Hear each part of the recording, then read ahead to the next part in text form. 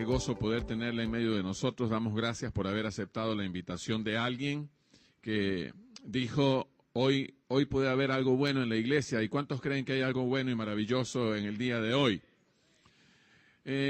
Estamos cumpliendo, o se están cumpliendo en este año, los 500 años de la Reforma.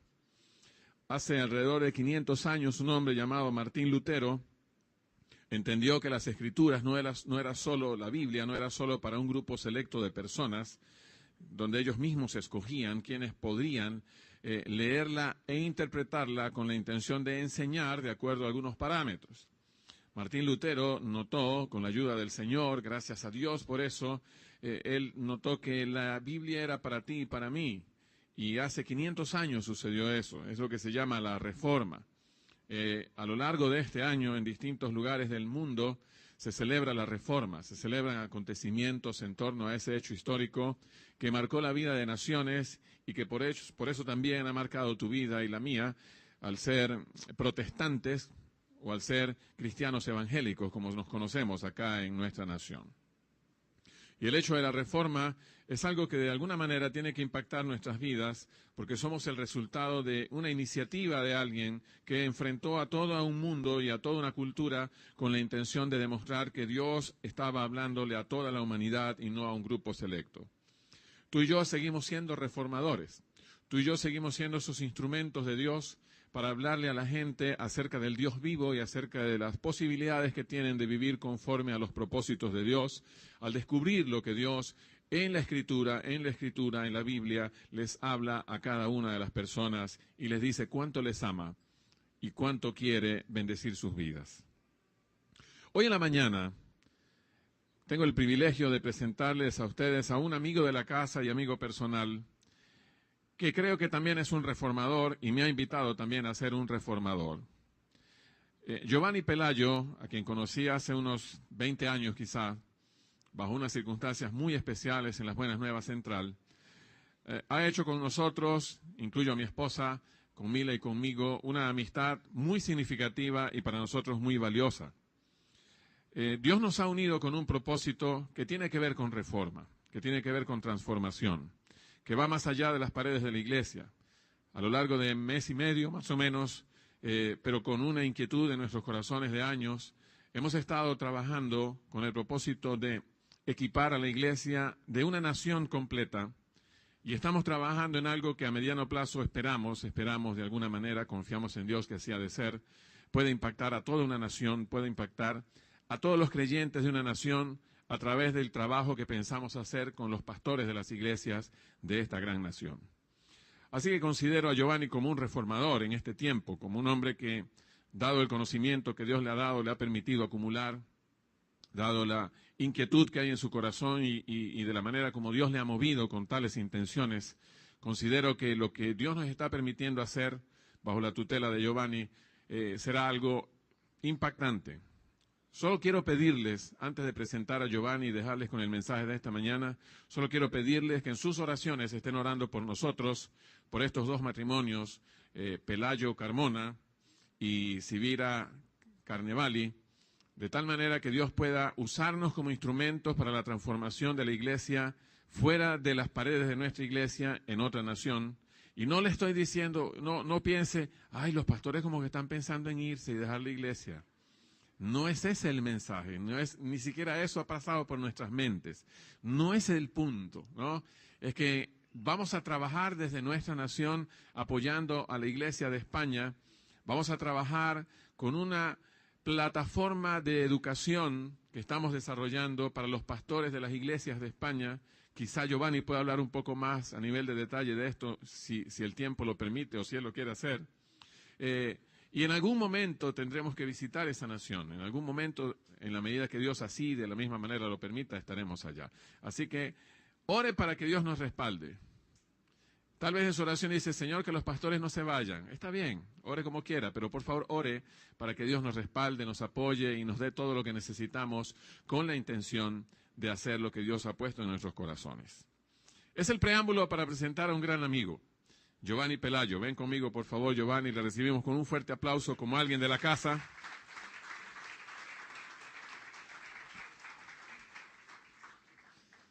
Es un privilegio tenerte con nosotros y sé que Dios te va a usar en esta mañana. Gloria al Señor. Bueno, Él les dijo que no está pensando, que no piensen en que Él se va a ir. Y como me mencionó a mí, no piensen que yo me lo voy a llevar. ¿Okay? Muy bien, la primera cosa que debo pedirles es que ajusten sus perspectivas. Hasta que Luis me entregó el micrófono, ustedes tenían una perspectiva alta. Ajústenlo ahora, por favor, sé que se dificulta un poquito. Ajusten el zoom, porque ahora bajó la perspectiva, el tamaño. Bueno, doy gracias a Dios por la mesa, porque me pasa muy frecuente que cuando me invitan a predicar, hacen los púlpitos para personas como Luis. Entonces imagínense, apenas la gente me ve aquí del cuello para arriba. Bueno, gracias al Señor por la mesita que ustedes tienen aquí. Muy bien, quisiera compartir con ustedes esta mañana con estas láminas de PowerPoint. Quisiera compartir con ustedes un mensaje que me ha estado rondando en la cabeza desde hace algún tiempo. He predicado sobre otros pasajes, de algún modo relacionados con lo que voy a compartir con ustedes, pero es la primera vez, no la primera vez que predico sobre el capítulo, pero sí es la primera vez que predico este tema bajo esta óptica. Lo conversábamos hace una semana, sus pastores y mi persona en el trabajo que estamos haciendo, que él mencionó para España. Y me dijo, cuando me habló de la invitación para predicar acá, me dijo, quiero que hables de eso. Entonces me preparé para hablar de eso con ustedes. Y lo que quiero hablarles tiene que ver mucho con lo que nosotros estamos viviendo. Por supuesto, no podemos separar la palabra del Señor de la situación que vivimos, del contexto en el que nosotros nos estamos moviendo en medio de este momento. Es un contexto de crisis. No quisiéramos mencionar esa palabra, pero sencillamente es el contexto en el que vivimos. Es crisis. La negación no nos ayuda a enfrentar la crisis. Si usted ha enfrentado en algún momento algún tipo de crisis personal, familiar, y ha intentado negarla, seguro que usted ha aprendido la lección. Mientras más niego la crisis, más fuerte se me hace. Eso es como echarle tierrita a las cosas y no enfrentarlas. Eso es como la cebolla que tiene muchas capas y que esconde lo podrido, la pudrición que tiene en el centro, y pareciera que está muy bien, hasta que esa podredumbre va carcomiendo y carcomiendo hasta que sale a flote. Ese es el resultado de la negación. Así que no vamos a negar la crisis, vamos a aceptarla, no a quererla, no a acariciarla, no a apropiarnos de la crisis, pero sí a aceptarla. Y en medio de la crisis, por supuesto, uno de los temas espirituales que más resalta entre nosotros es la fe, el tema de la fe. Y muchos predicadores comienzan a enfatizar el tema de la fe como una especie de varita mágica que nos permite cambiar la crisis de un día para otro. Y comenzamos a enviar un mensaje de fe que, aunque puede estar en la Escritura, esa dimensión, si no la consideramos en toda su dimensión, podemos dar un mensaje errado de fe a la gente. Y eso ha ocasionado que la mayoría de nosotros hemos aprendido la fe como un medio para obtener confort, como un medio para lograr las cosas. De hecho, es un énfasis, voy a redundar, es un énfasis muy enfático en este tiempo. Usa tu fe, la fe para adquirir cosas. Y de hecho, le hemos colocado a ciertos privilegios y a ciertas prerrogativas que nos da el Señor en la Escritura, le hemos colocado un acento que puede tender o tiende a lo erróneo, y entonces comenzamos a usar cosas que pueden estar en la Biblia y que tienen su significado, pero lo comenzamos a usar de un modo erróneo, como el hecho de declarar cosas en términos de decreto. Yo decreto que esto suceda, y entonces creemos que porque yo lo decreto y entonces eso se va a hacer de ese modo y le damos una dimensión a algo que quizás tiene fundamentación bíblica, pero no del modo en que nosotros se lo estamos dando. Porque hemos aprendido como que la fe es un medio para obtener confort y para lograr cosas. Los predicadores de la prosperidad, de esa prosperidad no bíblica, comienzan a enseñar a la gente a usar la fe de ese modo. La fe para obtener una casa, la fe para obtener un carro, y le vamos dando una dimensión a la fe que aunque la tiene en la Escritura, la exageramos y hacemos ver como que esa es la única dimensión de la fe. Pero la crisis prueba esa conceptualización. La crisis prueba si ese realmente es el único o el verdadero concepto de la fe, o si esa es la dimensión que tú necesitas de la fe en medio de la crisis. Porque la fe tiene varias dimensiones. Entonces la crisis te prueba si esa que tú le estás dando es la que realmente necesitas en medio de la crisis. Porque pensamos entonces que la fe es como la varita mágica de Harry Potter. ¿Para qué? Para que entonces la harina que no está en el gabinete aparezca porque yo lo decreto o porque yo tengo fe. O porque la casa que no tengo entonces aparezca porque yo tengo fe, o el carro, o todo lo demás, porque yo tengo fe. Y cuando comenzamos a usarla de ese modo, con ese énfasis que no ayuda mucho en los medios de la crisis, comenzamos a experimentar cierta frustración. Pero bueno, ¿qué pasó? Yo puse toda mi fe en eso, leí la Biblia, declaré los pasajes bíblicos, pero nada. Hace 4 años he escuchado predicadores, apóstoles, profetas, maestros, hermanos sencillos, nuevos creyentes, viejos creyentes. He escuchado decretar y declarar que Venezuela ahora sí está bien. Han pasado 4 años y esas declaraciones y esos decretos que demandaban un cumplimiento inmediato no se han cumplido. Quizás porque estamos actuando de acuerdo solo a una dimensión de la fe. Así que esta concepción acelera las expectativas de superación y de comodidad cuando atravesamos por medio de la crisis. Como es lo que hemos aprendido, llegó la crisis y queremos usar otra vez la varita mágica y no ocurre nada. Queremos frotar la lámpara, pero no ocurre nada. Queremos decretar, declarar, creer, decir, recitar pasajes bíblicos, orar, ayunar, recorrer, hacer vigilias, caminatas, y no ocurre absolutamente nada. Y nos preguntamos, ¿qué pasa, Señor? ¿Será que el problema es mío o será que el problema es tuyo? Y la crisis nos genera una crisis espiritual. Quizás porque ignoramos la dimensión de la fe de la que quiero hablarles en esta mañana. Lo que ocurre entonces es que cuando nuestras expectativas sobre esa dimensión de la fe para obtener cosas, no es satisfecha, entonces nos sentimos frustrados. Y esa frustración nos lleva a la decepción. La decepción puede comenzar con Dios. Pero bueno, Dios, ¿y entonces para qué me dices que yo tenga fe? ¿Para qué me dices que pedí y se os dará? ¿Para qué me dices todo eso? Y esa decepción luego, como somos tan amantes del Señor, estamos tan consagrados a Él, decimos, no, Señor, yo no tengo por qué juzgarte, entonces la trasladamos a nosotros. El problema soy yo. El problema es que no tengo suficiente fe. El problema es que algún pelón tengo por allí. No como el que está casado, sino algún pelón en el sentido de alguna cosa extraña o pecaminosa tengo yo por allí. Y entonces comenzamos a personalizar el problema pensando que el problema está en nosotros porque no hemos colocado suficiente fe, como que hemos albergado cierta incredulidad. Y eso puede hacer, entre otras cosas, que genere resignación y desesperanza en la gente. Bajan los brazos. Pero también puede ocurrir que cambiamos el objeto de la fe. El objeto de la fe bíblica es Dios. Nuestra fe debe estar centrada no en la fe, sino en Dios. Nuestra fe no es ni siquiera en los textos bíblicos.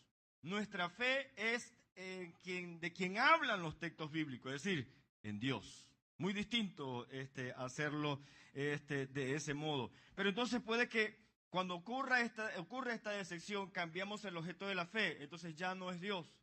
Entonces el objeto ahora puede que seamos nosotros. Bueno, como Dios no me resolvió el asunto, lo resuelvo yo. y comenzamos a trabajar por nuestros propios medios y comenzamos a luchar para nosotros lograrlo, y en algunos casos lo logramos, no con los efectos debidos ni con los resultados que el Señor quería. La otra cosa que puede ser el objeto de nuestra fe puede ser otra persona. Entonces puede que nuestra crisis no la resuelva el pastor, o nuestra crisis nos la resuelve el predicador. Bueno, nuestra crisis me la resuelve un profeta. Nuestra crisis me la resuelve el consejero. Mi crisis me la resuelve el psicólogo. Mi crisis me la resuelve Henry Falcón, el gobernador, o el que esté de turno. Mi crisis me la resuelve el presidente. Mi crisis me la resuelve el diputado. Mi crisis me la resuelve el partido político. Mi crisis me la resuelve mi hijo que se fue para Chile y está ganando en dólares buenos. Y entonces aquí lo transformamos en mayor dinero. Entonces el objeto de la fe ya no es Dios, sino que o es una persona o es una cosa. Inclusive puede ser una circunstancia y podemos llegar a pensar que mi crisis la resuelve que yo me vaya a Chile. O que me vaya al Perú, o que nos vamos para España, sí, para España o para Italia, o nos vamos para China, o nos vamos para Estados Unidos. Qué bueno estar en Estados Unidos, es una circunstancia distinta, entonces pensamos que esa circunstancia es la que nos puede resolver el problema, es la que puede solucionar la crisis. Entiéndase que yo creo que Dios puede enviarnos a cualquiera de nosotros a cualquier parte del mundo. No estoy en contra de eso. Pero de lo que estoy hablando es, si tú estás tomando esa decisión porque sientes que te falló Dios, sientes que te falló la fe, y entonces tienes que tomar el toro por los cachos y buscar tus propias soluciones. ¿Ok? Si es eso, allí hay un problema. En todo este proceso hay cosas que están erradas. Primero, el concepto de la fe. Esa no es la única dimensión de la fe. La fe para lograr cosas, la fe para creer que Dios me sana, la fe para creer que Dios me puede proveer el alimento. Todo eso también forma parte de la fe, pero no son las únicas dimensiones de la fe. Hay dimensiones de la fe que solamente se conocen y se requieren activarlas en ciertas circunstancias. Y la crisis es una de ellas. La otra cosa que está errada dentro de ese concepto es ¿para qué sirve la fe? Si creemos únicamente que la fe sirve para obtener cosas, tenemos un concepto errado de la fe en la Biblia. Otra cosa que está errada es el comportamiento de Dios con ella. Pensamos que la fe es la kriptonita de Dios. Los que han visto a Superman, los que son de nuestra época, aunque Superman, hay una película, Batman vs. Superman, tuvieron que haberla visto, ¿verdad? Ustedes saben muy bien que lo que debilita a Superman es la kriptonita. Entonces, para nosotros, dentro de este concepto, pareciera que la fe es una kriptonita para Dios. Es decir, tenemos fe y Él tiene que obrar porque sí, y tiene que hacerlo como nosotros esperamos. Y ese concepto está errado. Está muy errado. La otra cosa es que está errada en eso es ¿para qué la usamos? ¿Para qué usamos la fe? La fe pareciera dentro de este concepto que la usamos solo para obtener cosas de Dios y no para relacionarnos con Dios. Y perdemos entonces la perspectiva y por eso nos decepcionamos cuando no se cumple esa proyección que tenemos de la fe. ¿Qué podemos esperar de la fe entonces? También está errado. Si creemos que la fe, por lo que podemos esperar de ella, son recibir cosas del Señor, es un concepto errado. Y la otra cosa que está errada es cómo reaccionamos cuando no nos funciona. Si es la única dimensión que tenemos y la usamos y no funciona, pensamos que todo terminó allí. Pero como hay varias dimensiones, cuando una dimensión de la fe no ocurre, significa que hay una más amplia dentro de ella que está operando. ¿Qué hace esto? Esto hace que perdamos la perspectiva correcta de nuestro lugar en el reino de Dios. ¿Y cómo es eso? Cambiamos la relación de autoridad. Yo soy el Señor y Dios es mi siervo. Cuando en el reino de Dios, Él es el Señor y yo soy su siervo. Pero este concepto de fe convierte a Dios en mi siervo, en algo mejor que el genio de la lámpara de Aladino. Porque ese genio solo podía conceder 3 deseos. Pero Dios es un genio que puede conceder infinitos deseos. Y yo soy el que le digo lo que Él debe hacer. Esa relación, esa perspectiva es una perspectiva muy errada. Porque esa perspectiva también hace que yo piense que mis necesidades son más importantes que mis responsabilidades. Y si Dios no me provee el carro, si no me provee la casa, si no me sana de la enfermedad, no hago nada en la iglesia. Es más, hay evangélicos que le queman caucho a Dios. Y usted dice, ¿cómo es eso si Él no tiene oficina? Bueno, no voy al culto por 15 días. No voy al culto por 3 meses hasta que Él no me sane. Para que sea serio. No leo la Biblia en un mes hasta que Él no me provea las harinas que yo necesito. Y comenzamos como a quemarle caucho a Dios. Le hacemos huelga al Señor. Le hacemos guarimbas al Señor. Casi que nos ponemos allá al frente y quemamos basura. Aquí no entra nadie si el Señor no me sana. Imagínense un evangélico haciendo eso en alguno de estos momentos. Porque bajo ese concepto de fe, mis necesidades son más importantes que mis responsabilidades. Y lo otro que hace es hacerme pensar que mis necesidades son más importantes que las de las demás. Señor, mi fe es para mí. Mi fe es para que me proveas la harina a mí, la carne a mí, la comida a mí, la plata, el dinero, la ropa a mí. Los demás después, pero primero yo. Entonces nos cambia totalmente la perspectiva de nuestra relación con Dios. Y usted dice, pero bueno, al punto, hermano, es que tanto nos rodeó, nos está dando. Usted es que necesito rodearlo, porque necesito que estemos conscientes de un énfasis que le estamos dando a la fe en medio de esta crisis que quizás no sea el adecuado. Necesitamos el énfasis que le da Hebreos 11. En Hebreos 11, Hebreos capítulo 11, encontramos una enseñanza muy especial. Hebreos 11 nos enseña qué es la fe en una dimensión distinta a esta que les he mencionado. Nos enseña el lugar de la fe en nuestra profesión dentro del reino de Dios.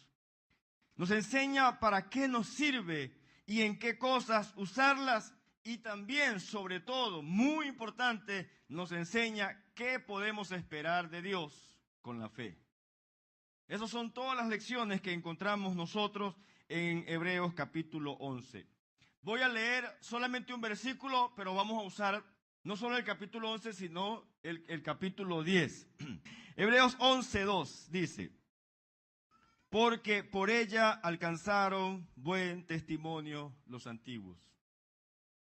Vuelvo a repetir el versículo. Porque por ella alcanzaron buen testimonio los antiguos.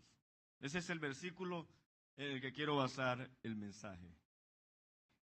Quizás nos gustaría leer aquí en el capítulo 11, porque por ella alcanzaron el vehículo último modelo de su momento. Porque por ella Abraham obtuvo un palacio, o Moisés obtuvo un palacio.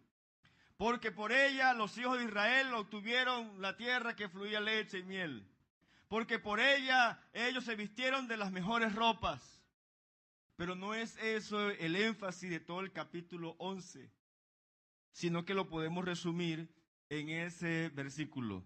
Porque por ella alcanzaron buen testimonio los antiguos.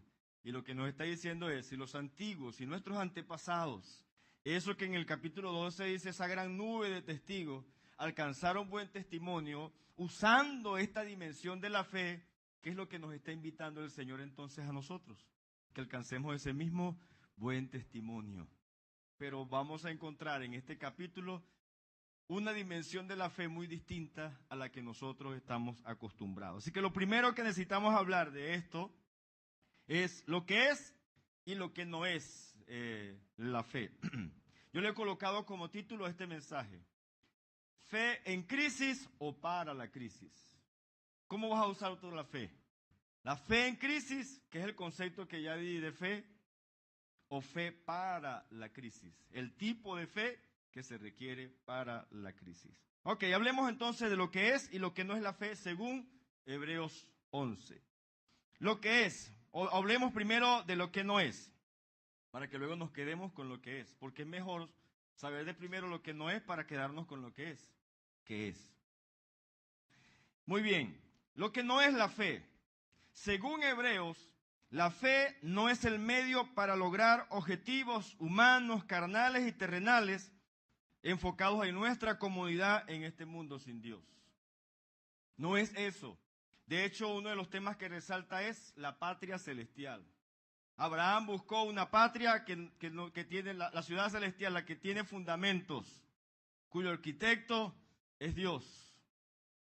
Moisés menospreció, puso a un lado, no estimó los tesoros del palacio de Egipto, del faraón, y prefirió el vituperio, dice el pasaje. Así que nos enseña Hebreos 11 que la fe no es el medio para lograr objetivos humanos, carnales y terrenales, que solo se enfocan en nuestra comodidad. Hay un concepto muy importante en Hebreos 11, somos peregrinos y extranjeros. Y eso cambia totalmente entonces nuestra visión de nuestro lugar aquí. Si usted pensaba o pensó o piensa que esta crisis es algo así como un castigo de Dios que tenemos que quitarnos de encima, usted no ha leído Hebreos 11 correctamente.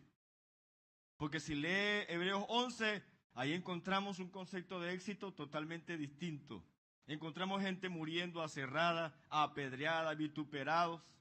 Gente que no alcanzó la promesa que se le hicieron, solamente vieron el proceso de eso. Sin embargo, dice que tienen recompensa de parte del Señor. Así que cambia nuestro modo de ver la crisis, porque la vemos como peregrinos y extranjeros. ¿Sabe lo que significa eso? Vamos de paso. O sea, esta no es nuestra tierra. Pero yo soy venezolano, sí somos venezolanos, pero vamos de paso. Nuestra verdadera ciudad está allá en los cielos. De hecho, nosotros estamos sentados en los lugares celestiales en Cristo Jesús.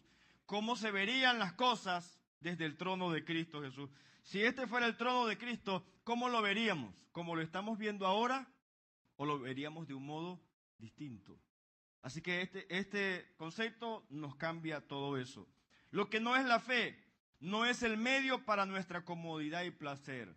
La fe no está diseñada para tu comodidad o para tu placer, o por lo menos esos conceptos desde el punto de vista humano.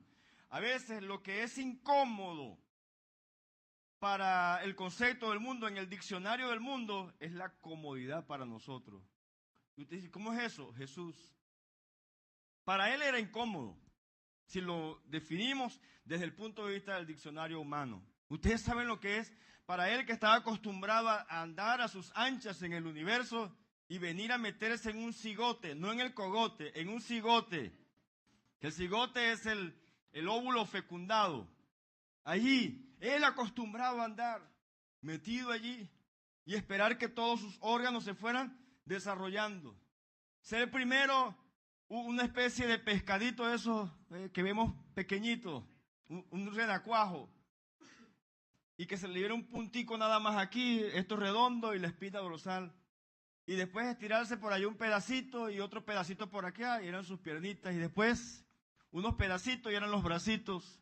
Y después comenzar a tomar un poco más de forma la cabeza, entonces para mostrar un poco mejor los ojos. Y después estirarse un poquito más y comenzarle a salir los dedos así pequeñitos. Y después comenzar a formarse la nariz. Y después la boca y los órganos internos y todo lo demás. Hasta llegar a eso durante 9 meses. Él que estaba acostumbrado a andar a sus anchas. Pero esa incomodidad, para él era comodidad. Porque estaba aprendiendo el proceso humano que él mismo aprendió, que él mismo creó, que él mismo diseñó. Y cuando salió por la pelvis y quiso hablar, le salió fue un llanto.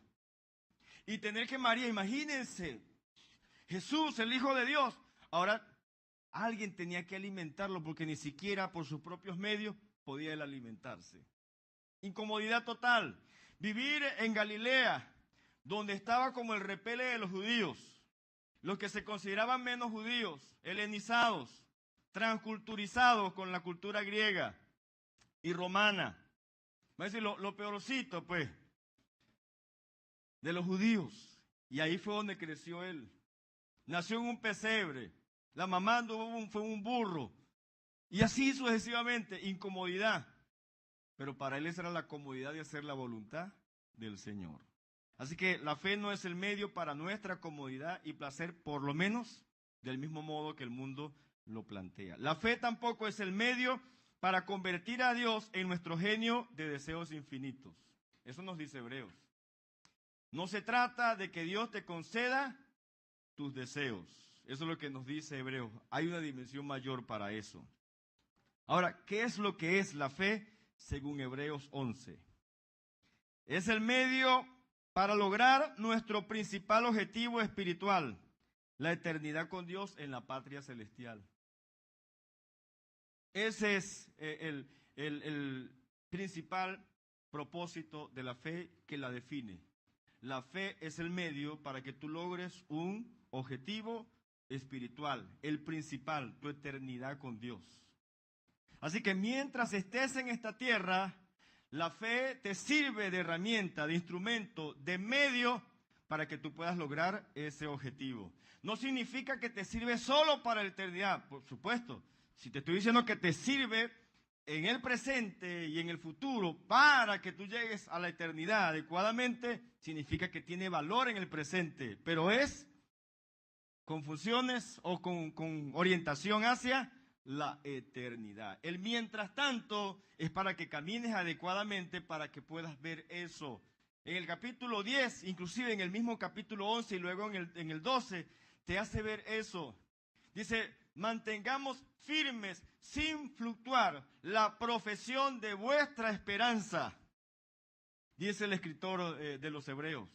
Y luego es que más adelante saca el tema de la fe, porque te está diciendo que entonces la fe te sirve para que tú seas el profesional espiritual que el reino de Dios necesita durante este tiempo para que culmines en la eternidad con el Señor Jesucristo. Así que la fe entonces es el medio para lograr nuestro principal objetivo espiritual, que es la eternidad con Dios en la patria celestial. No apunta solo al futuro, aunque el resultado está en el futuro, se centra en el proceso del presente, cómo caminas tú.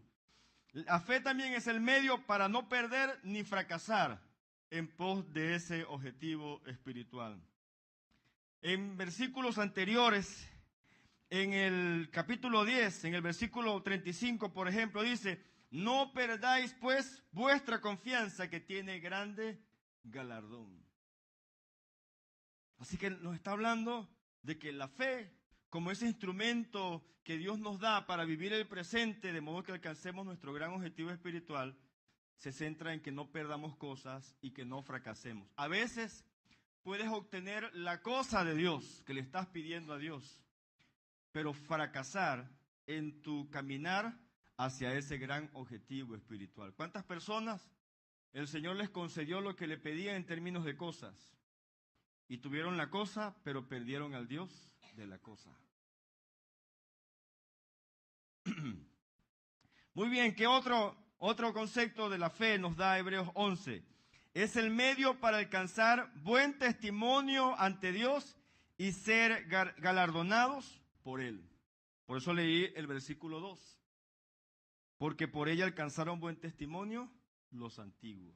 ¿Quieres tener buen testimonio con Dios? Y fíjese que no es buen testimonio con la gente. ¿Quieres tener buen testimonio con Dios? Que Él te apruebe, que Él diga como dijo de Cristo Jesús, este es mi Hijo amado en quien tengo complacencia. A Él oíd. Entonces necesitas usar este tipo de fe del que nos habla Hebreos 11. Es el medio para alcanzar buen testimonio ante Dios y ser galardonados. Otra idea que nos define la fe en Hebreos 11 es el medio para ver a Dios como nuestro Señor y vernos a nosotros como sus servidores.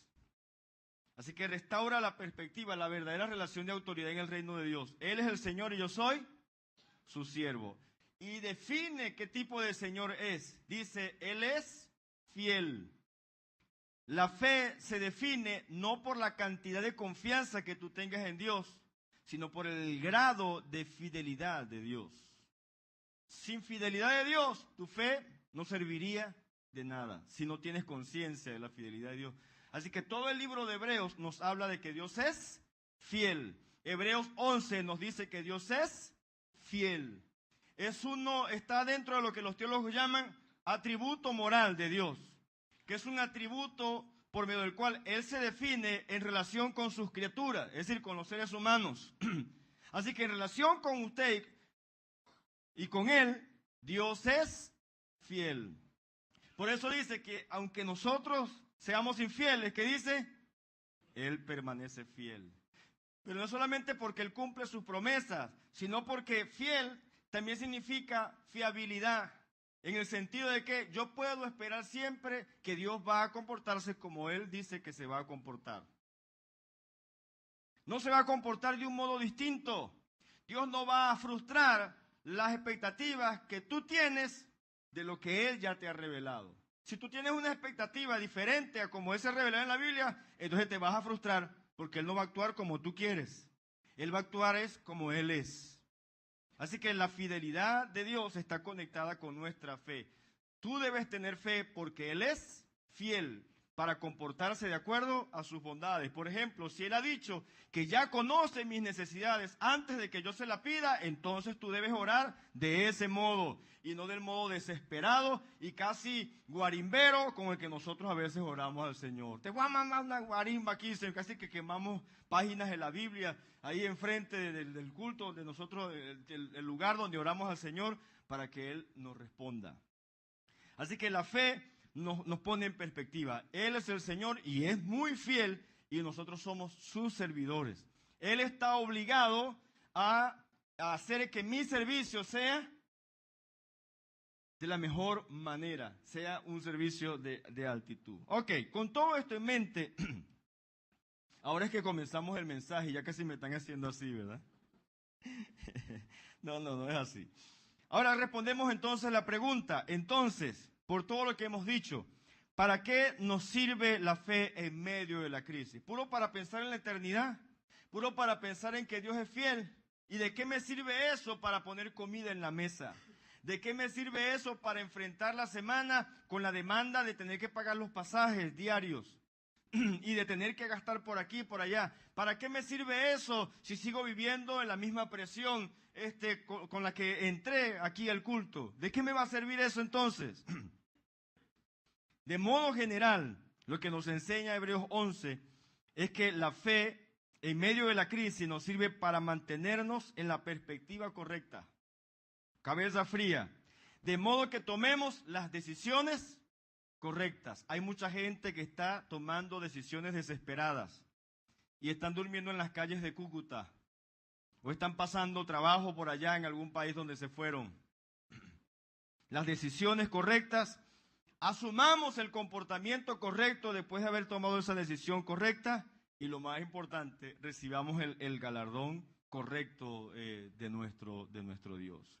Por eso es que encontramos allí a un Abel que se comportó correctamente y no perdió su galardón.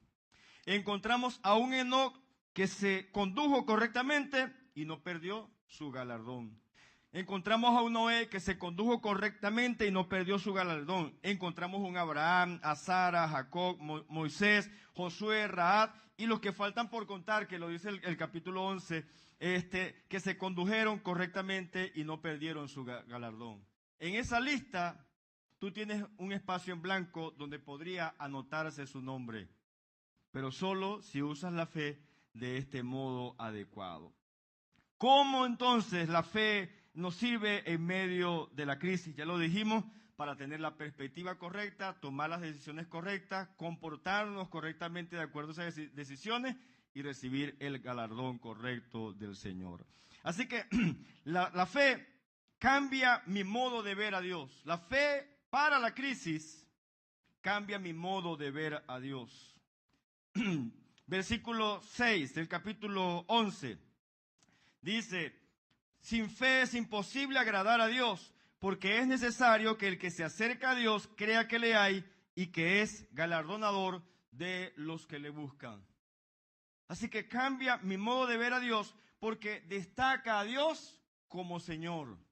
Aquí no se trata de que resaltes tú obteniendo las cosas de Dios, que te ganes el premio por la cantidad de cosas que recibiste, que lograste sacarle a Dios por medio de tu fe.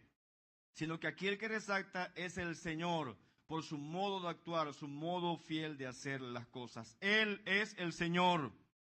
¿Cómo le estás pidiendo a Dios?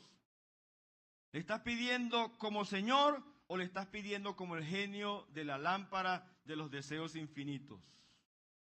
Dependiendo de cómo lo estés haciendo, así va a ser el resultado que estás tomando, no solo por las cosas que no estás recibiendo, sino por las decisiones desesperadas que puedas estar tomando.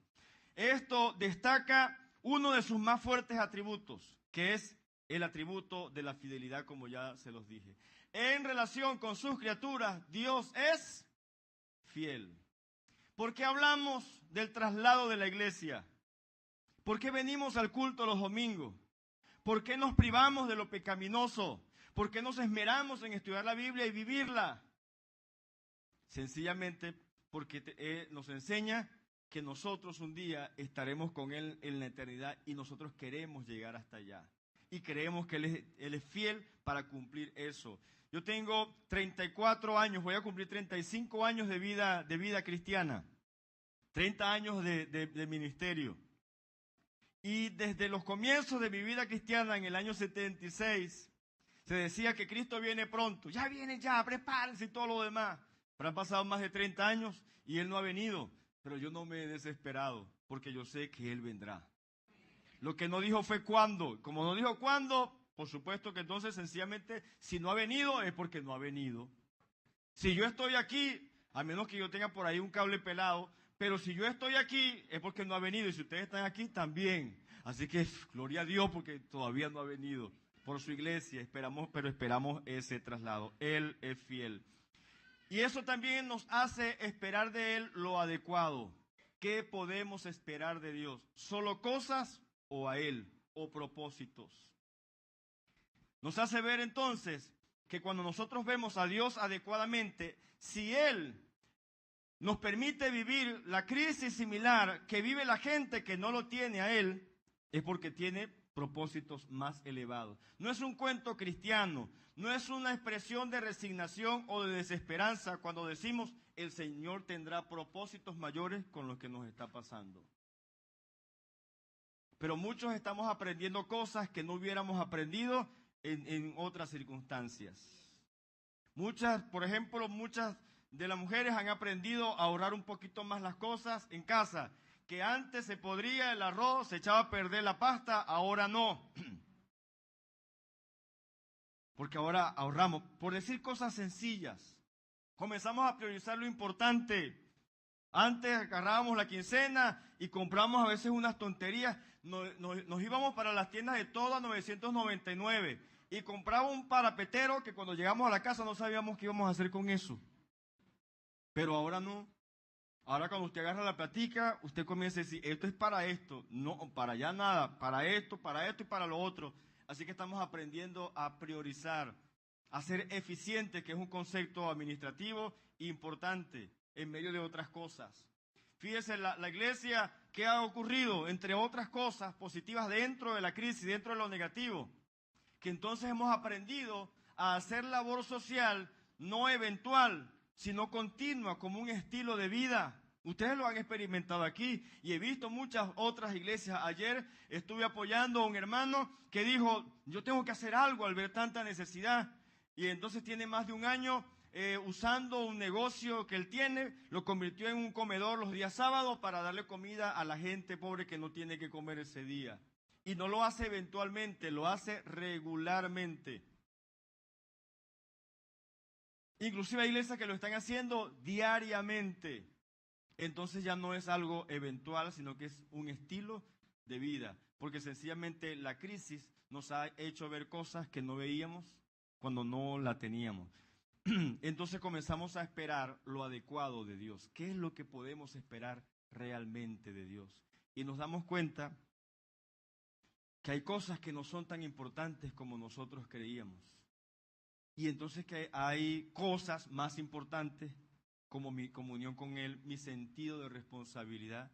Hay gente que está en el hospital con una enfermedad fuerte y que entonces ahí estando en el hospital ha comenzado a predicarle y más bien a centrarse en las necesidades de otros y ha traído bendición para otras personas. Y sale de ese hospital y he visto personas, por ejemplo, como la esposa del pastor César, que creó o forma parte de una fundación que ayuda a personas que pasaron por la misma situación de ella.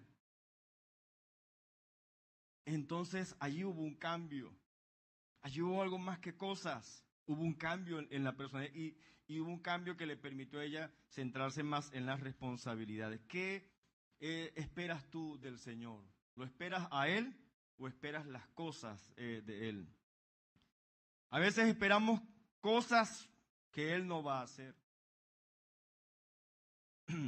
Hay cosas que inclusive nos tocará hacer a nosotros.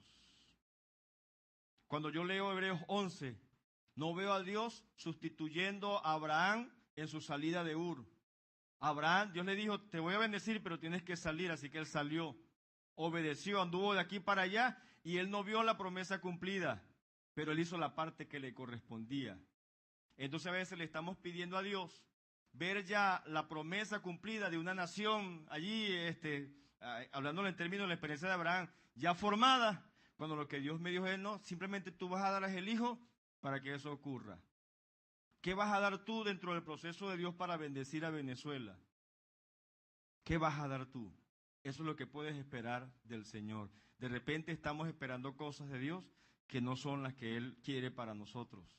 Y dejamos de ver la que Él sí tiene para nosotros. Yo podría pensar, como decía su pastor Luis, tengo la posibilidad de irme fuera del país. Trabajo en una organización misionera que me permite tener contacto con otros países fuera del país, fuera de este.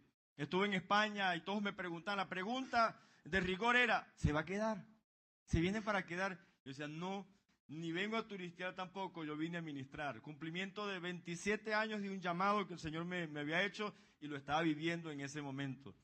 Y me preguntaban, ¿usted se va, pero va a regresar con su esposa? Tráigase su esposa. No, eso no está en mi mente ahora. Lo que está en mi mente es viajar una vez al año para ministrar a pastores y líderes y el resto del año seguir ministrando para ellos a distancia, como es el plan que les comentó el pastor Luis.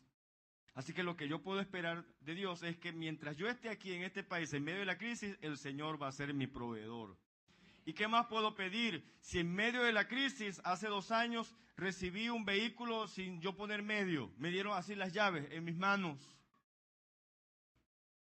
En menos de un año viajé 3 veces fuera del país.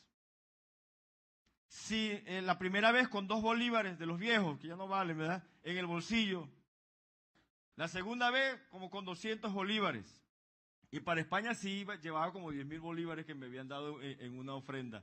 Pero todo eso lo pagaron ellos, pasajes, estadía. En España estuve casi 2 meses y no me dejaban, yo tenía que hacerles guarimbas o buscar atajos para comprarme aunque sea una marucita, como decía mi abuela, de naranjas, por lo menos ponerlas allí, pues no dejaban que yo hiciera nada. Entonces, ¿cómo puedo yo desesperarme en este momento y decir, no, yo me voy de aquí porque la cosa está mala?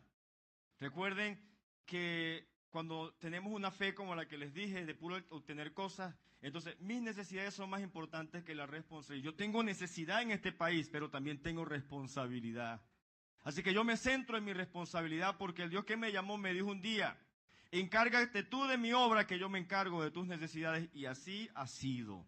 Tengo una casa que Él me proveyó, tengo un vehículo que Él me proveyó y Él me provee en medio de mis necesidades, me provee la comida, me provee todo lo que yo necesito para mi subsistencia. Gloria al Señor Jesús. Así que la fe entonces, esta fe para enfrentar la crisis cambia mi modo de ver a Dios y cuando cambia mi modo de ver a Dios, cambia todo lo demás. Y la gente dice, pero ¿por qué tú estás tan confiado? Sí, te he visto también desesperado, pero de repente te calmas y comienzas a confiar en el Señor. ¿Por qué? Sencillamente porque estamos seguros de que nuestro Dios es fiel. Y si Él dice que conoce mi necesidad antes de que yo se lo pida, entonces seguro que ya tiene una respuesta para mi necesidad. No te desesperes. La otra cosa que cambia la fe cuando la activo de este modo de Hebreos 11 es que cambia mi modo de verme a mí mismo. Acuérdense de las tijeras, porque si no yo me agarro y aquí terminamos como las 2 de la tarde. cambia mi modo de verme a mí mismo. Por supuesto, si cambio mi modo de ver a Dios, cambia la posición en que yo veo la relación de autoridad. Recuerden, cuando tengo fe para obtener cosas, yo creo que Dios es mi servidor y yo soy el Señor. Pero cuando cambia entonces mi visión de Dios, que Él es el Señor y yo soy su servidor, entonces cambia mi visión de mí mismo. Yo soy un servidor. Nada más con colocar el caso de acá de la iglesia. He visto que hay hermanos aquí encargados de varias funciones. Por ejemplo, la función de limpieza. La hermana que trabaja aquí en la limpieza, los que trabajan en la limpieza, trae su lavanzán. Bueno, eso no se consigue ahorita, ¿verdad? Pero el que haya, el tapamarilla que haya por allí. El coleto, el cepillo, el jabón, todo eso lo trae ella o aquí se le coloca. Porque ella es servidora y aquí está, no su señor, pero sí su patrón, vamos a decirlo de ese modo. Pues no es lo mismo en el caso de Dios. Si tú le sirves a Dios, en los negocios de Él, en el trabajo de Él, si te ves a ti mismo como un profesional espiritual, debes esperar que Él te proporcione todo lo que tú necesitas para hacer tu trabajo. Y saben, algo que me di cuenta en Hebreos, es que aparece mucho la palabra profesión aplicada a nosotros, por lo menos en la versión del 60, aparece la palabra profesión. ¿Qué intenta hacernos ver? Eso, que nosotros tenemos una profesión espiritual. No, pero yo no me gradué de la universidad, ni siquiera un curso en el INSE hice. Pues ya hizo el curso espiritual que usted necesitaba. Usted es un profesional del reino de Dios, usted es un servidor del Señor. Y su Señor está comprometido en proveerle todo lo que usted necesita para cumplir esa profesión. Y eso necesitamos creerlo. Necesitamos creer en eso de parte del Señor.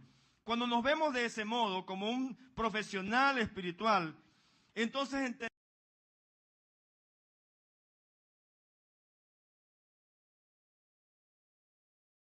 de mi ayuda y sé que no los puedo tocar a todos, pero a quienes toque, por lo menos yo puedo estar allí. Ayudarles a responder adecuadamente a las demandas de dirección de su iglesia, igual a los líderes. Ese es mi sentido de misión. Lo mismo que me hace pensar en España para ir allá y servirles. Misión, me hace pensar en misión. Y todas estas cosas hacen que me centre en mi responsabilidad. En términos de responsabilidad, ¿cómo usarías tu fe? No en términos de necesidad, no centrándote en tus necesidades. ¿Cómo usarías tu fe si te centraras en tu responsabilidad? Tengo una responsabilidad en mi profesión espiritual. ¿Será que pedirías del mismo modo la harina? O dirías, Señor, quiero que me proveas tantas harinas para darle de ellas a mi vecino, a mi familiar y al hermano que no tiene. O pedirías del modo, Señor, dame la harina a mí. Y los otros, que se freguen, que busquen ellos, pero dámela a mí. ¿Se dan cuenta cómo cambia el concepto de esta dimensión de fe en términos de responsabilidad? ¿Cómo estás usando tu fe en tu trabajo? Para hacer testimonio al resto de los trabajadores y tu empleador. ¿Cómo estás usando tu fe en tu negocio? ¿Cómo la estás usando? ¿La estás usando en términos de responsabilidad o en términos de necesidad? La necesidad hace que todo lo de Dios se centre en ti. La responsabilidad hace que todo lo de Dios sea canalizado por medio de ti, que tú te conviertas en una bendición para otros, como es la fórmula del pacto abrahámico. Te bendeciré y serás de bendición. Así que entonces cuando este concepto de fe cambia tu modo de verte a ti mismo, entonces tú dices, voy a usar mi fe para ser bendecido de tal manera que pueda bendecir a otras personas. Y eso, por supuesto, que cambia todo lo demás. Cuando cambia mi modo de verme a mí mismo, entonces entiendo que después que Dios cumple su misión conmigo, automáticamente me encomienda una misión con Él por lo de responsabilidad. El concepto de fe que les mencioné de obtener cosas de Él hace que la misión sea de Dios conmigo. Él tiene una misión conmigo. Pero el concepto que nos enseña Hebreos es, ya Él cumplió su misión conmigo, me salvó. Ahora yo tengo una misión con Él. Y Él está se compromete a sí mismo en ayudarme a cumplirla porque Él es el que me encomienda, Él es el que me manda. Así que si tengo esa misión, mi Señor se va a encargar que yo tenga todo lo necesario para cumplirla. En la empresa, en el trabajo, en mi casa, en el vecindario y donde quiera que tú estés. Y eso genera el tipo de fe que nos habla Hebreos. Este tipo de fe, cuando me miro a mí mismo, hace que me centre en el ser y no en el tener.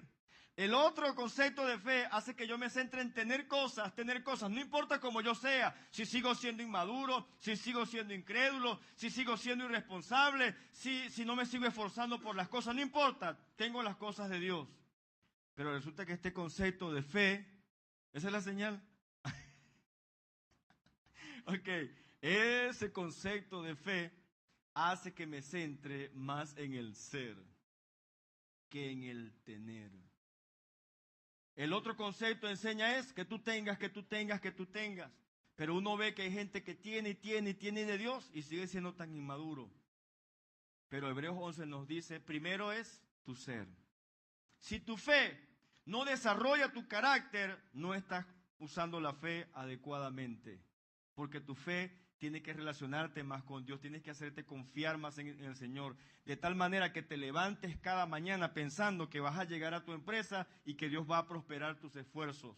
Igual que te levantes cada mañana pensando en que como obrero vas a llegar a tu lugar de trabajo y vas a trabajar bien y vas a tener ánimo para hacerlo y Dios va a prosperar tus esfuerzos.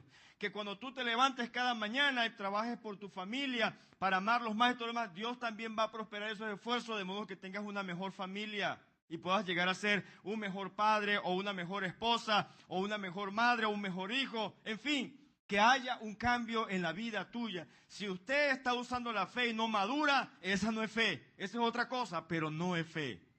Porque la fe transforma tu carácter. Mire Hebreos 11. Un hombre como Moisés, que creció en la corte, en el palacio real, entre tesoros y grandes enseñanzas. Un hombre que se le enseñó a ser orgulloso, a ser soberbio. Pero todo eso lo dejó y se fue a trabajar con ovejas. Y después a guiarle al Señor una cuerda de testarudos, guarimberos, que cada vez le armaban una guarimba para oponerse a lo que él estaba haciendo. ¿Cómo es eso? Un hombre que estaba allá en el palacio, tranquilo, cómodo, como Nehemías, siendo un personal de confianza del rey, del imperio del momento.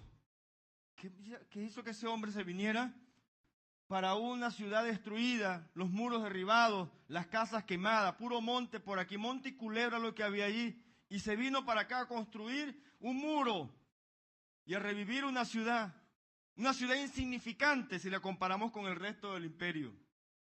Pero es que ese hombre tenía plena conciencia de quién era Dios y de quién era Él en los planes del Señor. Muy bien, entonces ese tipo de fe, fíjense cómo me cambia. ¿Y sabe qué pasa cuando hay este cambio? Yo me centro en lo que yo puedo hacer y le dejo a Dios lo que no puedo hacer y le dejo a los demás lo que a ellos les toca hacer, pero yo hago lo mío. La otra fe pone todo en Dios, Él hace todo, Él es el que me mueve, inclusive Él es el que me hace tener fe y Él es el que me provee las cosas, pero yo no hago nada. Entonces sí, me levanto en la mañana y voy todo desanimado y desesperanzado para la empresa. Me levanto en la mañana y voy todo desesperanzado a trabajar. Me levanto en la mañana a hacerle las arepas a esos muérganos y sin esperanza de que cambien. Y así todo lo hago desesperanzado porque creo que yo no tengo que hacer nada. Pero la fe de Hebreos me dice que yo tengo algo que hacer en lo imposible. Dentro de todo lo imposible hay cosas posibles que son para mí. Y en eso tengo que centrarme. Fíjense lo que dice Hebreos. Es un capítulo de acciones posibles. Porque por la fe dice, Abel ofreció. Abel no sabía eso, pero él hizo lo que podía, sacar lo mejor de su rebaño y ofrecérselo al Señor. Y a Dios le tocaba aprobarlo o no. Enoc se centró en él, vivió una vida justa delante del Señor. El aprobarlo eso era un asunto de Dios. Pero Enoc dice, caminó. Caminar es un verbo de acción. Hizo cosas que agradaron a Dios. Abraham No fue que se quedó en Ur esperando que Dios lo moviera para Canaán. No, él fue el que caminó y tuvo que salir. Sal de tu tierra y de tu parentela. Y así lo hizo. Mira a la tierra, y miró la tierra. Aquel sacrificio que marcó el pacto entre los dos, él fue el que caminó también por ese sacrificio, lo hizo él. A Isaac no lo movió Dios, lo movió él, lo llevó. Y dice Hebreos que lo llevó con tanta fe, creyendo que Dios era poderoso para levantarlo aún de entre los muertos. Así que Hebreos nos dice, epa, ya va un momentico, no creas que todo le toca a Dios. No creas que todo le toca a la gente que Dios va a mover para darte la respuesta a ti. No, hay más cosas que te corresponden a ti. Así que levántate y vuelve a tu trabajo. Levántate y anda a abrir las puertas de tu empresa. Levántate y anda a buscar empleo. Levántate y abraza a esa mujer con la que estás bravo y busca la solución y déjale a Dios lo imposible. Que le enternezca el corazón. Eso déjaselo a Dios, pero tú enternece el corazón tuyo. Y así, en todas las cosas imposibles, hay cosas que te corresponden a ti. ¿Qué estás evadiendo que te toca a ti? ¿Qué estás evadiendo? Si no haces lo tuyo, por supuesto, no vas a alcanzar buen testimonio delante del Señor y Él no va a darte el galardón. Así que necesitamos cambiar todo eso. Y lo demás voy a mencionarlo. Este tipo de fe transforma también mi modo de valorar las cosas. Fíjese, Moisés no valoró los placeres ni los tesoros. Valoró otro tipo de tesoros y aparece allí como un héroe. ¿Qué estás valorando tú que te está apartando del camino de Dios? Abraham vivía en la ciudad más próspera de ese momento, una de las ciudades más prósperas de ese momento, Ur de los Caldeos. Y yo le digo, te me vas de ahí y me perdonan los hermanos que trabajan en esto, pero te vas para Canaán, que era una tierra de buhoneros. Aquí era una ciudad industrializada. Aquí era sencillamente una ciudad de comerciantes. Comercial para acá, comercial tela. Lo que producían aquí lo comerciaban, lo vendían, lo intercambiaban. Y yo le digo, te vas de aquí y te vienes para acá.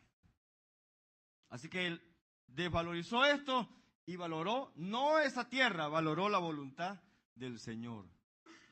¿Qué estás haciendo tú? ¿Qué estás valorando tú que puede que te esté sacando del camino de Dios? Que aparentemente es lo mejor, pero que de repente no es la voluntad de Dios. Cuidado, entonces usa adecuadamente la fe para enfrentar la crisis. Así que la fe transforma, ese tipo de fe transforma mi manera de valorar las cosas. La otra cosa que ocurre es que esta fe transforma mi modo de ver el entorno. El entorno donde yo vivo, las circunstancias que me rodean. Si fuera por Abraham se hubiese quedado en Ur, como lo mencioné, pero Dios le dijo, te vas para Palestina, para Canaán, y vivió como nómada. A Moisés, si fuera por Moisés se hubiese quedado en Egipto, pero no, se fue al desierto a vivir como nómada pastoreando ovejas. Cristo Jesús en el cielo, en el universo, y vino y se metió en el ombligo de la tierra, en una provincia tributaria en ese momento pequeñita, en lo considerado el repele de su cultura, y allí vino Jesús. Así que comenzamos a valorar nuestro entorno de un modo distinto, y comenzamos a ver que el entorno de crisis puede ser la voluntad de Dios. No la crisis, pero sí que yo esté en ese entorno. Y lo más tremendo dentro de todo eso es que cambia tanto nuestra visión, que entonces nos vemos como un instrumento de paz en medio de la crisis. Porque el Dios que promete que nos bendice en medio de la crisis, convierte nuestra bendición en un mensaje para los demás. Porque la gente comienza a ver cómo Dios responde y satisface mis necesidades. Y nosotros entonces comenzamos a darle palabra y comenzamos a contarle nuestros testimonios, de tal manera que alimentamos tanto su fe que ellos pueden llegar a decir, yo quiero tener al Dios que tú tienes. Y cuando Él tiene al Dios que nosotros tenemos, entra en nuestra misma experiencia y comienza a cambiar su visión de Dios, su visión de sí mismo, su manera de valorar las cosas y comienza a cambiar su visión del entorno. Y así no se construye una nueva Venezuela. Nosotros queremos que Dios construya una nueva Venezuela como una varita mágica, ¿sí? Dios no va a construir una nueva Venezuela sin nosotros, sin usted y sin mí, sin nuestro esfuerzo, sin este tipo de cambio del que nos habla Hebreos 11. Así es que Dios va a construir una nueva Venezuela. La otra cosa que cambia este concepto de fe es mi modo de ver el tiempo. Usted quiere ya, ¿verdad?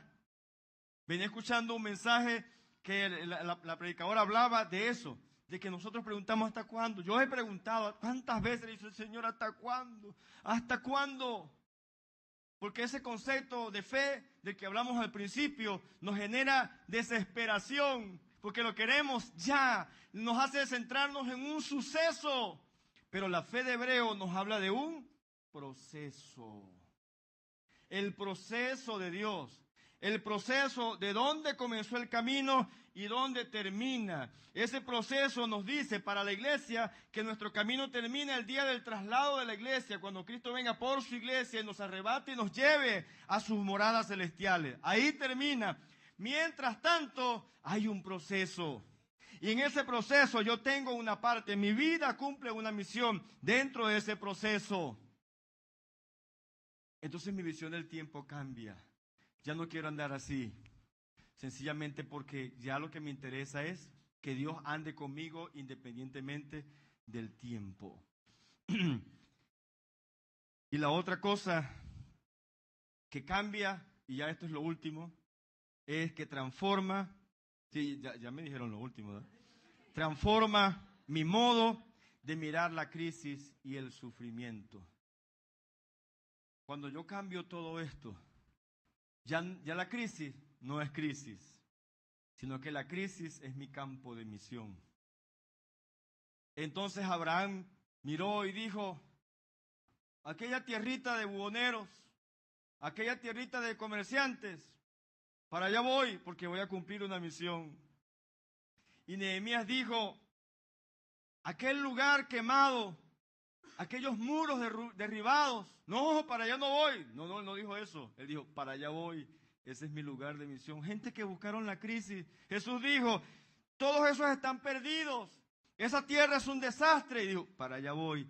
Esa es mi misión. Venezuela es un desastre. Venezuela está en crisis económica, política, social. Quedémonos aquí porque probablemente este es nuestro lugar de misión. Eso cambia nuestro concepto de crisis. Somos instrumentos en las manos del Señor para mostrar su grandeza en medio de la crisis. ¿Dónde estarán los mensajes vivos, las piedras vivas, la nube de testigos para el resto de venezolanos? Entendemos el versículo 1 del capítulo 12 de Hebreos. Lo entendemos como que nos habla solo a nosotros, esta gran nube de testigos. Abel, Enoc, Abraham, Moisés y toda esa gente.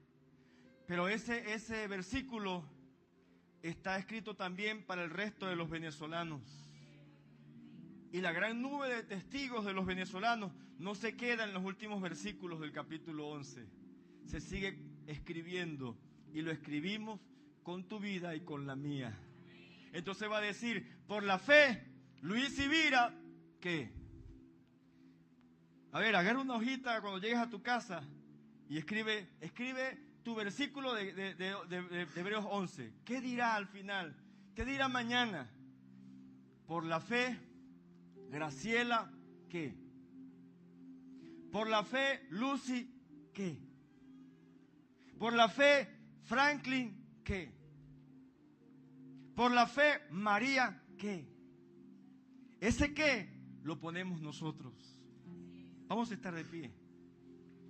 Y yo quiero que en esta mañana, bajo esta óptica, además, les pido que lean capítulo 10, capítulo 11 y capítulo 12 de Hebreos. Y si leen todo Hebreos, muchísimo mejor. Pero por lo menos esos 3 capítulos. Y si no, por lo menos el 11. Por la fe alcanzaron buen testimonio los antiguos. Por la fe tu nombre puede estar escrito en ese capítulo 11. Tu propio capítulo 11, tu propio versículo. con tu comportamiento, con la manera como comiences a ver a Dios de aquí en adelante. Recupera tu perspectiva de Dios. Él es tu Señor y es un Señor fiel y tú eres su trabajador, tú eres su obrero y Él es fiel para proveerte todo lo que tú necesitas para cumplir tu misión en esta tierra. No solo para calmar tu sed o calmar tu hambre o sanar tu enfermedad. No, todo lo que Él hace para ti es para que cumplas tu misión aquí en esta tierra de la mejor manera. Cambia tu modo de ver tu entorno. La crisis no es la señal de que no estás en la voluntad de Dios. Hemos enseñado que si todo está en paz, esa es la voluntad de Dios. Pero el problema no es la paz, el problema es cómo definimos la paz. Tú crees que la paz es que no esté ocurriendo nada malo, pero están ocurriendo muchas cosas malas y sin embargo Jesucristo vino y cumplió su ministerio en paz. Aún en la cruz, en paz. Consumado es. Cambia tu visión del tiempo. Estás apresurado. Si hay algo que caracteriza al venezolano de hoy, desespero. Estamos desesperados. Por eso vivimos casi 4 meses en lo que vivimos y murieron todo ese tipo de personas porque estamos desesperados. Hay una desesperación inmensa. Pero usted y yo somos distintos. Pertenecemos a un reino distinto. Tenemos una profesión, tenemos que ser profesionales. ¿Cómo se sentiría usted si va a un psicólogo y usted le comienza a contar las cosas y el psicólogo termina llorando con usted y vuelto, se desparrama, que no haya qué consejo darle, qué orientación, porque termina como usted? ¿Sería profesional ese psicólogo?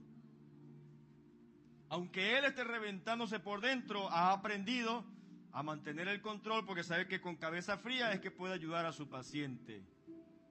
Entonces tengamos cabeza fría nosotros por medio de este tipo de fe.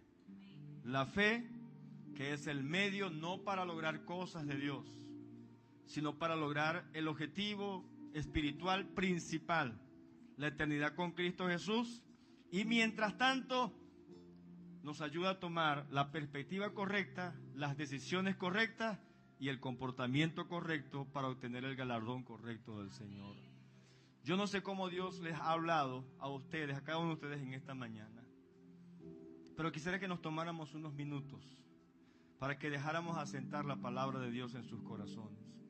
Voy a pedirle que cierren sus ojos, no porque eso traiga más bendición y el Espíritu Santo les va a tomar, no, puede hacerlo inclusive con los ojos abiertos, pero sencillamente es para evitar distracciones. Si usted quiere, cierre sus ojos. Y yo quiero que usted comience